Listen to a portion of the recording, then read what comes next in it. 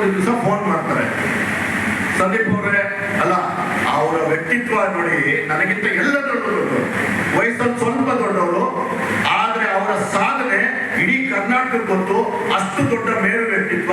ಅವ್ರು ನನ್ ಕರೆದಿದ್ರು, ಸಂದೀಪಣ್ಣ ನಿಮ್ ಜೊತೆ ಸ್ವಲ್ಪ ಮಾತಾಡಬೇಕು, ನಾಳೆ ಏನಾದ್ರೂ ಸಿಗ್ಬೋದಾ, ಊಟಕ್ಕೆ ಸಿಗ್ಬೋದಾ ಅಂತ ಅಣ್ಣ ನನ್ ಕೇಳಿದ್ರು.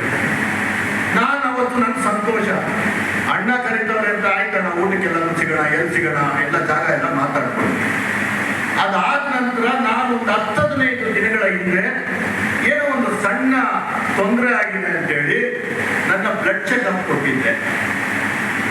ಆ ದಿನ ಸಾಯಂಕಾಲ, ನಾಳೆ ಅಣ್ಣನ ಮೀಟ್ ಮಾಡಬೇಕು, ಆ ದಿನ ಸಾಯಂಕಾಲ ಡಾಕ್ಟರ್ ಕರೆದಿದ್ರು ಅದ್ರ ಬಗ್ಗೆ ಮಾತಾಡಕ್ಕೆ. ಹೋದೆ, ಅವ್ರು ಹೇಳಿದ್ರು ನಿಮ್ಗೆ ಕ್ಯಾನ್ಸರ್ ಇರೋ ಚಾನ್ಸಸ್ ತುಂಬಾ ಇದೆ ಅಂತ. ನನಗೆ ಕ್ಯಾನ್ಸರ್ ಇರ್ಬೋದು ಅಂತ ಡಾಕ್ಟರ್ ಹೇಳಿದ್ರು. ಫಸ್ಟ್ ನಾನು ಫೋನ್ ಮಾಡಿದ್ದು ಅಣ್ಣನಿಗೆ, ನಾಳೆ ಬೆಳಗ್ಗೆ ನಿನ್ಗೆ ಬೇರೆ ತರ ಚೆಕಪ್ ಮಾಡಬೇಕು, ಒಂದು ದಿವಸ ಫುಲ್ ಹಾಸ್ಪಿಟಲ್ ಅಡ್ಮಿಟ್ ಆಗಬೇಕು, ನಿಮ್ಗೆ ಸೆಡೇಷನ್ ಕೊಡ್ಬೇಕು. ಸೇಮ್ ನಾನು ಅಲ್ಲೂ ಕೇಳಿದೆ, ಇದೆಲ್ಲ ಆದ್ಮೇಲೆ ನಿಜ ಹೇಳ್ತಾ ಇದ್ದೀನಿ ನಾ ಈಗ, ಅವತ್ತು ಮಾತ್ರ ನೀವು ಸುಳ್ಳು ಹೇಳಿದೆ. ಒಂದು 3 ಗಂಟೆಗೆ ನಾನು ಹೋಗ್ಬೋದಾ ಅಂತಂದೆ. ನನಗೆ ಗೊತ್ತಿಲ್ಲ ಎಷ್ಟು ದೊಡ್ಡ ಚಿಕಿತ್ಸೆ ಏನು ಅಂತ, ಚೆಕಪ್ ಮಾಡೋದಕ್ಕೆ ಮಾತ್ರ. ಅವ್ರು ಹೇಳಿದ್ರು, ಯಾಕೋ ಅವ್ರ ವಾಯ್ಸಲ್ಲಿ ಅಷ್ಟು ಕಾನ್ಫಿಡೆನ್ಸ್ ಇರಲಿಲ್ಲ.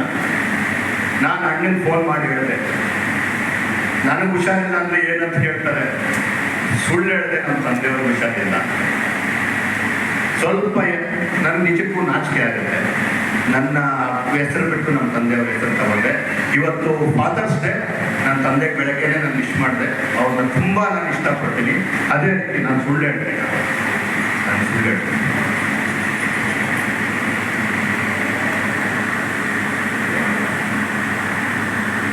ಅಣ್ಣಗೆ ಹೇಳಿದೆ, ಅಣ್ಣ ನಾನು ಬರೋಕ್ಕಾಗಲಿಲ್ಲ, ದಯವಿಟ್ಟು ಅಮೂಲ್ಯ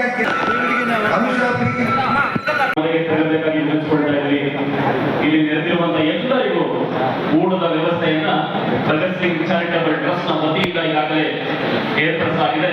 ದಯವಿಟ್ಟು ಎಲ್ಲರೂ ಊಟವನ್ನ ಸೇವಿಸುವುದರ ಮುಖಾಂತರ ಭಗತ್ ಸಿಂಗ್ ಚಾರಿಟಬಲ್ ಟ್ರಸ್ಟ್ ಮೂಲಕ ಅವರೇನು ಪ್ರತಿ ವರ್ಷ ವಿದ್ಯಾರ್ಥಿಗಳಿಗೆ ಸ್ಕಾಲರ್ಶಿಪ್ಪನ್ನು ಕೊಡೋದ್ರ ಮೂಲಕ ವಿಶೇಷವಾಗಿ SC/ST ವಿದ್ಯಾರ್ಥಿಗಳಿಗೆ ಆರ್ಥಿಕ ನೆರವನ್ನು ನೀಡ್ತಾ ಇದ್ದಾರೆ. ಈಗಿನ ದಿನಗಳಲ್ಲಿ ಇದು ಬಹಳ ಅಗತ್ಯ ಇದೆ. ಸನ್ಮಾನ್ಯ ಸಿದ್ದರಾಮಯ್ಯನವರ ಸರ್ಕಾರ ರಾಜಕೀಯ ಕಾರಣಕ್ಕಾಗಿ ಘೋಷಣೆ ಮಾಡಿಕೊಂಡ ಯೋಜನೆಗಳಿಗೆ SCP TSP ಹಣವನ್ನು ದುರ್ಬಳಕೆ ಮಾಡಿಕೊಂಡಿದ್ದರ ಪರಿಣಾಮವಾಗಿ ಇವತ್ತು ಕರ್ನಾಟಕ ರಾಜ್ಯದ SC/ST ಮಕ್ಕಳಿಗೆ ಸಿಗಬೇಕಾದ ಸೌಲಭ್ಯಗಳು ಸಂಪೂರ್ಣ ನಿಂತಿದೆ. ಲ್ಯಾಪ್ಟಾಪ್ ನಿಂತಿದೆ, ಸ್ಕಾಲರ್ಶಿಪ್ ನಿಂತಿದೆ, ವಿದೇಶಿ ವ್ಯಾಸಂಗಕ್ಕೆ ಅನುದಾನ, ರೈತ ವಿದ್ಯಾನಿಧಿ ನಿಂತು ಹೋಗಿದೆ. ಹಾಗಾಗಿ ಈ ಸರ್ಕಾರ ಸಂದೀಪ್ ರೆಡ್ಡಿ ಅವರು ಮಾಡುವಂತಹ ಚಟುವಟಿಕೆಗಳನ್ನು ಈ ಸರ್ಕಾರ ಮಾಡಬೇಕಾಗಿತ್ತು, ಅದಕ್ಕೆ ಮಾಡಲಿಕ್ಕಾಗ್ತದೆ.